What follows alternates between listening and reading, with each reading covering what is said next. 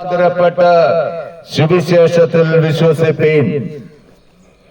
എന്താണ് സുവിശേഷം?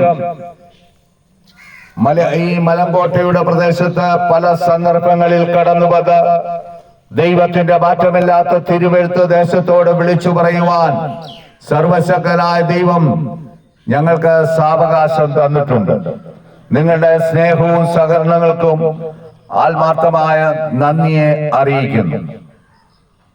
ലോക സംഭവങ്ങൾ കർത്താവായ യേശു ക്രിസ്തുവിന്റെ വരവിനെ വിളിച്ചറിയിക്കുമ്പോൾ വരവിനെ പ്രത്യാശയുള്ളവരായി തീരുവാൻ ദേശനിവാസികളെ ആഹ്വാനം ചെയ്യുക.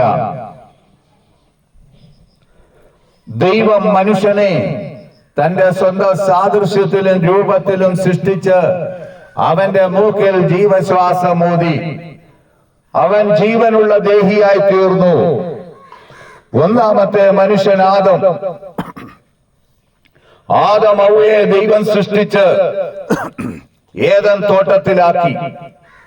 ദൈവം അവരോട് പറഞ്ഞു, നിങ്ങൾ തോട്ടം കാക്കണം, തോട്ടത്തിൽ കൃഷി ചെയ്യണം. എന്നാൽ തോട്ടത്തിന്റെ നടുവിൽ നിൽക്കുന്ന വൃക്ഷത്തിന്റെ ഫലം നിങ്ങൾ തിന്നരുത്, തിന്നുന്ന നാളിൽ നിങ്ങൾ മരിക്കും. ദൈവവുമായിട്ട് അവർക്ക് നല്ല ഒരു ബന്ധമുണ്ടായിരുന്നു. ആദം ഹവ്വയ്ക്ക് എല്ലാ ദിവസവും സ്വർഗത്തിലെ ദൈവം അവരുടെ അടുത്ത് ഓടി വരും. വെയിലാറുമ്പോൾ കടന്നു വന്ന് അവരുടെ ക്ഷേമം അന്വേഷിക്കും. അവരുമായിട്ട് നല്ല ഒരു ബന്ധം ദൈവവുമായിട്ട് അവർക്കുണ്ടായിരുന്നു, അവരുമായിട്ടും ദൈവത്തിനുണ്ടായിരുന്നു. എന്നാൽ ദൈവം കൊടുത്ത കൽപ്പന അവർ ലംഘിച്ചു. കൽപ്പന ലംഘിച്ചപ്പോൾ അവരിൽ വസിച്ചിരുന്ന തേജസ്, ദൈവ തേജസ് നഷ്ടപ്പെട്ടു പോകുവാനിടയായി തീർന്നു. അതിന്റെ പരിണിത ഫലമായി അവരുടെ ജീവിതത്തിൽ പാപം കടന്നു വന്നു. പാപം എന്താണ്? അതിന്റെ നിർവചനം എന്താണ്? പാപത്തിന്റെ പാപഭംഗുരമായ ഒരു ലോകത്തിലാണ് ഞാനും നിങ്ങളും ജീവിക്കുന്നത്. പാപം ദൈവം നമ്മോട് ചെയ്യാൻ പറയുന്ന കാര്യങ്ങൾ നാം ചെയ്യാതെയും ദൈവം ചെയ്യരുതെന്ന് പറയുന്ന നാം ചെയ്യുകയും ചെയ്യുമ്പോൾ അത് പാപമാണ്. പാപത്തിൽ നിന്നൊരു മോചനം ലഭിപ്പാൻ കർമ്മമാർഗങ്ങൾ കൊണ്ടോ ആചാര അനുഷ്ഠാനങ്ങൾ കൊണ്ടോ സാധ്യമല്ല. പാപമില്ലാത്തവൻ യാഗമായി തീരണം. യേശു ക്രിസ്തു പാപമേൽക്കാത്തവൻ, പാപം ചെയ്യാത്തവൻ, പരിശുദ്ധൻ, നീതിമാൻ എന്തിനു വേണ്ടി കാൽവരിയിൽ പരമയാഗമായി തീർന്നു. പ്രിയ സോദാവി, ഒന്നാമത്തെ മനുഷ്യൻ ആദം ഹവ്വ പാപം ചെയ്ത് ദൈവതേജസ് നഷ്ടപ്പെട്ട് ഏദന് പുറത്തായപ്പോൾ ഒടുവിലത്തെ യാഗമായ കർത്താവായ യേശു ക്രിസ്തു കാൽവരിയിൽ പരമയാഗമായി തീർന്നു. എന്തിനു വേണ്ടി? പ്രിയ സോദാവി, എന്നെ നിന്നെ വീണ്ടെടുത്ത് നിത്യതയിൽ കൊണ്ടെത്തിക്കുവാൻ വേണ്ടി. അങ്ങനെ ആദാമ്യ പാരമ്പര്യത്തിലുള്ള സകല മനുഷ്യരും പാപിയാണ്. മനുഷ്യന്റെ സൃഷ്ടിപ്പ് ദൈവമാണ്. ദൈവമാണ് മനുഷ്യനെ സൃഷ്ടിച്ചത്.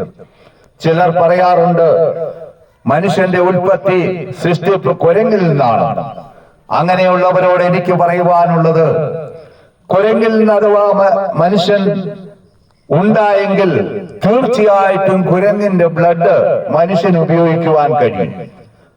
നാം സയൻസ് പരിശോധിച്ചാൽ, ചരിത്രം പരിശോധിച്ചാൽ ഒരൊറ്റ കുരങ്ങിന്റെ ബ്ലഡ് മനുഷ്യൻ ഉപയോഗിക്കുന്നതായിട്ട് കാണുന്നില്ല.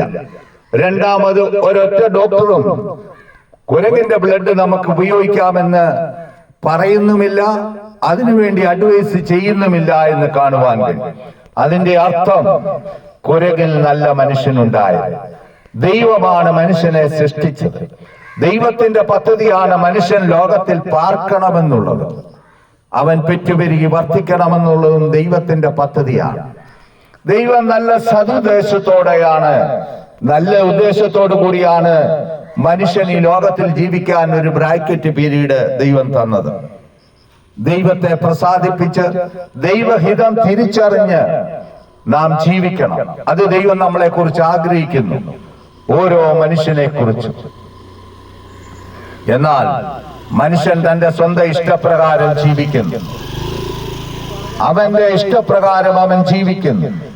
അവനവൻ ശരീരത്തിൽ ഇരിക്കുമ്പോൾ ചെയ്യുന്നത് നല്ലതായാലും തീയതായാലും അതിന് തക്കവണ്ണം പ്രാപിക്കേണ്ടതിന്